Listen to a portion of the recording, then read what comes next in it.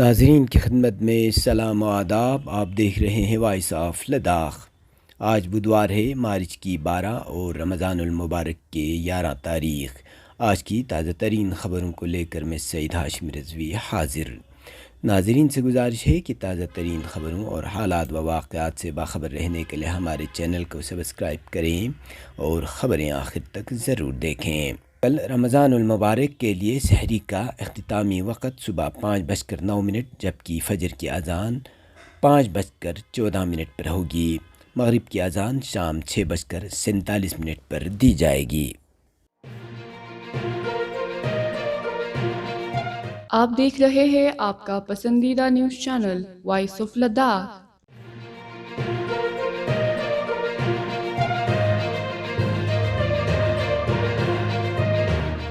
Lieutenant governor brigadier doctor B D Mishra کی صدارت میں ایل جی سیکریٹریٹ میں ایک اہم اجلاس منعقد ہوا، جس میں تعلیم، صحت، پی ڈبلیو ڈی اور پی ایچ ای کے عملے کے تبادلے کے لیے ایک آن لائن پورٹل کے قیام پر تبادلہ خیال کیا گیا.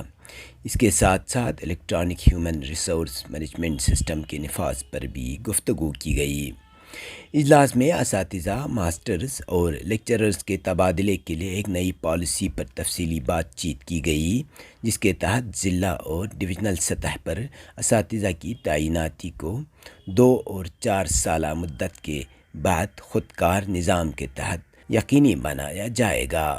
تبادلے کے عمل میں شفافیت کے لیے ایک الگوریتھم تیار کیا گیا ہے جو اساتذہ کے موجودہ اسکول سے ضلعی ہیڈ کوارٹر کے فاصلے کی بنیاد پر پوائنٹس مختص کرے گا اور زیادہ پوائنٹس حاصل کرنے والے اساتذہ کو خودکار نظام کے ذریعے اسکول الاٹ کیے جائیں گے. ایل جی مشرا نے اس موقع پر کہا کہ یونین ٹیریٹری انتظامیہ ایک ایسا نظام متعارف کرانا چاہتی ہے جو انسانی غلطیوں سے محفوظ ہو اور طلبہ و تعلیمی اداروں کو اولین ترجیح دے. انہوں نے واضح کیا کہ اساتذہ کو تبادلے کے لیے اپنی رہائش کی تفصیلات پہلے سے درج کرنی ہوگی، جبکہ تبادلے کا عمل سال میں صرف ایک بار ہوگا اور اس میں صنفی بنیاد پر کوئی رعایت نہیں دی جائے گی. اسی طرح صحت، طبی تعلیم، P W D, R and B اور پی ایچ ای کے ملازمین کے تبادلوں کے لیے بھی ایک شفاف نظام پر غور کیا گیا. ایل جی مشرا نے ہدایت دی کہ تبادلے کے عمل میں اغراء پروری اور جانبداری سے گریز کیا جائے اور مریضوں کی سہولیت کو اولین ترجیح دی جائے. انہوں نے حکام کو تاکید کی کہ کسی بھی ہسپتال یا طبی مرکز میں ایک ہی عہدے کے 2 ڈاکٹروں کو ایک ساتھ تعینات نہ کیا جائے. ایل جی نے متعلقہ افسران کو ہدایت دی کہ وہ تمام سٹیک ہولڈرز سے فیڈ بیک حاصل کرنے کے بعد ٹرانسفر پورٹل کو عوام کے لیے فعال کیا جائے تاکہ اس کے مؤثر ہونے کو یقینی بنایا جا سکے. اجلاس میں chief secretary doctor Pawan Kotwal, principal secretary Sanjeev Khirwar, commissioner secretary doctor Basant Kumar, secretary Vikram Singh Malik, secretary Bhanu Parwa اور دیگر متعلقہ محکموں کے افسران نے شرکت کی.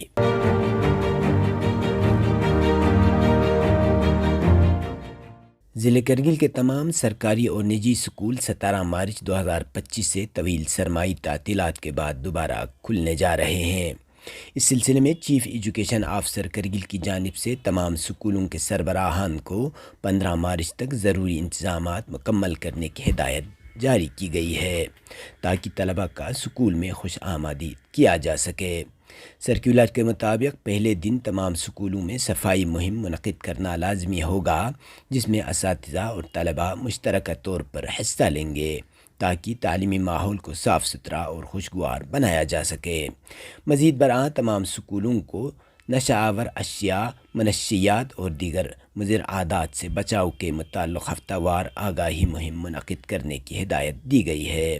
یہ سرگرمیاں صبح کی اسمبلیوں اور ہفتہ وار غیر نصابی سرگرمیوں کے دن منعقد کی جائیں گی، جن میں اساتذہ اور مہمان مقررین طلبہ کو منشیات کے نقصانات کے بارے میں آگاہ کریں گے. چیف ایجوکیشن آفیسر نے تمام اسکول سربراہان کو ہدایت دی ہے کہ وہ ان ہدایات پر مکمل عمل درآمد کو یقینی بنائیں تاکہ طلبہ کو ایک صحت مند اور مثبت تعلیمی ماحول فراہم کیا جا سکے.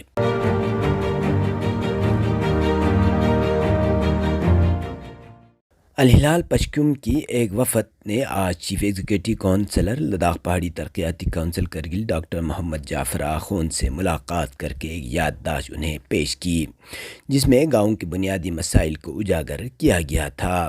یادداشت میں ہائر سیکنڈری اسکول کی توسیع، لنگ روڈ کی بلیک ٹاپنگ اور چرکی رنٹھک کو گنگ اڈا سے جوڑنے والی سڑک کی تکمیل جیسے 3 اہم مطالبات شامل ہیں۔ گاؤں کے واحد ہائر سیکنڈری اسکول میں کلاس رومز کی کمی طلباء کے لیے مشکلات پیدا کر رہی ہے، جبکہ مرکزی سڑک کی خستہ حالی عوام، کسانوں اور اسکول جانے والے بچوں کے لیے پریشانی کا باعث بنی ہوئی ہے۔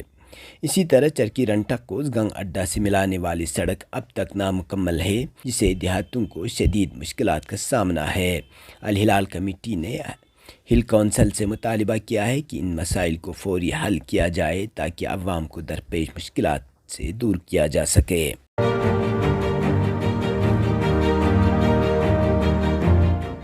ماہ رمضان المبارک کی مقدس ساعتوں کے سلسلے میں کلچرل اکیڈمی کرگل کے زیر اہتمام 2 روزہ نعتیہ حمدیہ محفل مشاعرہ منعقد کیا گیا، جس میں ضلع بھر کے نامور شعراء کرام نے شرکت کی۔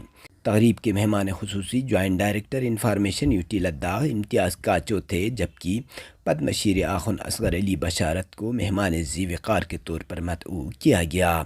اس موقع پر شعراء کرام اور سامعین کی بڑی تعداد موجود تھی۔ مہمان خصوصی امتیاز کاچو نے اپنے خطاب میں کلچرل اکیڈمی کی جانب سے ماہ رمضان میں نعتیہ مشاعرہ منعقد کرنے کو سراہا۔ انہوں نے شعراء کرام کے نعتیہ و منقبتی کلام کو بھی بھرپور پذیرائی کی اور اسے روحانی سکون و عقیدت کا مظہر قرار دیا۔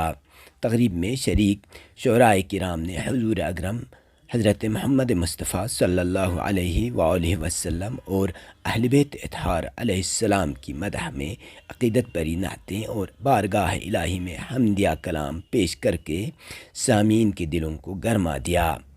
مشاعرے کا انعقاد کلچرل اکیڈمی کرگل کی جانب سے ادب و ثقافت کے فروغ کے لیے ایک اہم قدم قرار دیا جا رہا ہے۔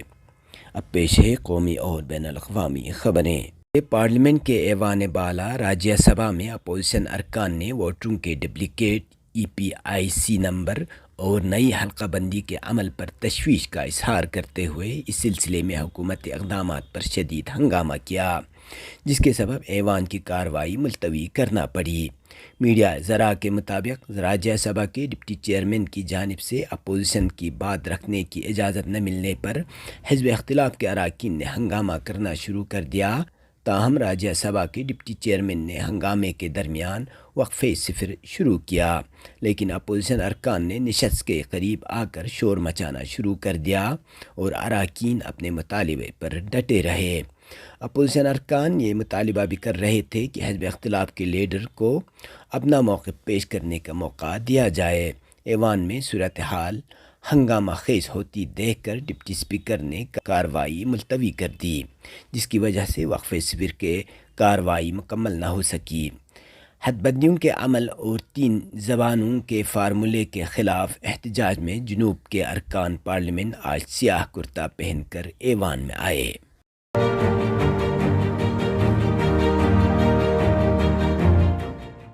شامی میڈیا کے مطابق عبوری حکومت کی فورسز نے لاذقیہ کے مضافات میں واقع علوی نشین شہر داہا میں کی جو حافظ اسد کی جائے پیدائش ہے، سلاطہ نامی گاؤں کے مکانات کو نظر آتش کر دیا۔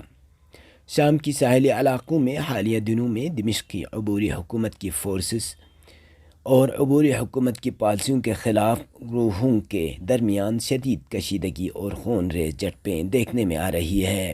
ان 2 گروہوں کے درمیان لڑائی تیزی سے شام کے ساحلی علاقوں تک پھیل گئی اور صوبے لاذقیہ کے صوبوں الحفا، المختاریہ اور الشیر میں شام کی عبوری حکومت کی سیکورٹی فورسز اور مسلح افراد کے درمیان شدید جھڑپیں ہوئیں، جن کے نتیجے میں اب تک سینکڑوں علوی اپنی جانوں سے ہاتھ دھو چکے ہیں۔ دوسری جانب منگل کی صبح صہیونی حکومت نے زمینی جارحیت کا سلسلہ جاری رکھتے ہوئے درعا کے مضافات، جنوبی شام اور دمشق کے جنوب مغربی مضافات میں نا کے علاقے پر بیک وقت 20 سے زائد مرتبہ فضائی حملے بھی کیے ہیں۔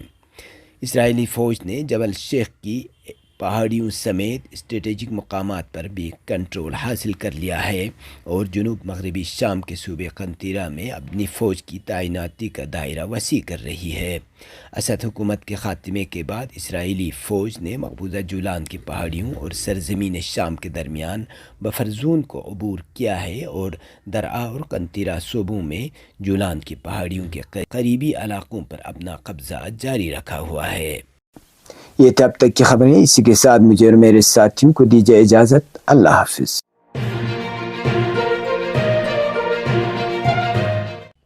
مقامی، قومی اور بین الاقوامی خبروں سے باخبر رہنے کے لیے چینل کو لائک، شیئر اور سبسکرائب کریں، ساتھ ہی بیل آئیکن دبانا نہ بھولیں۔